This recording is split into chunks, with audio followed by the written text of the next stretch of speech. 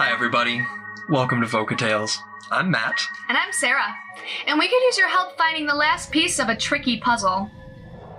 The pieces we have so far are unhealthy trees and grasslands, eroding riverbanks, and lots of deer. If we find the missing puzzle piece, we should be able to revitalize the ecosystem represented by the puzzle. Do you have any ideas about what we could add to solve this puzzle? Hey, I think I've got it. Did somebody out there guess that wolves are the missing puzzle piece?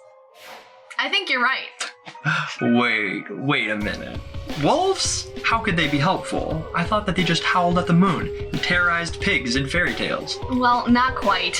Have you heard the story about the gray wolves in Yellowstone National Park?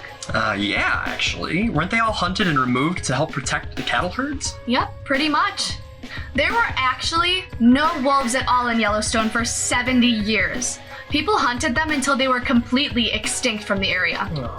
Well, I'm guessing that the lack of wolves must have had a pretty big effect on the rest of the ecosystem, right? Absolutely.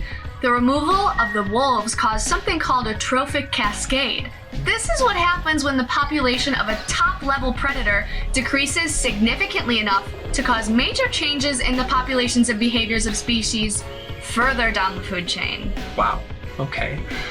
I get it. So the effects start at the top of the food chain and cascade down the trophic levels, like a waterfall or a chain of dominoes. Exactly. Without any wolves to keep it in check, the deer population in Yellowstone exploded.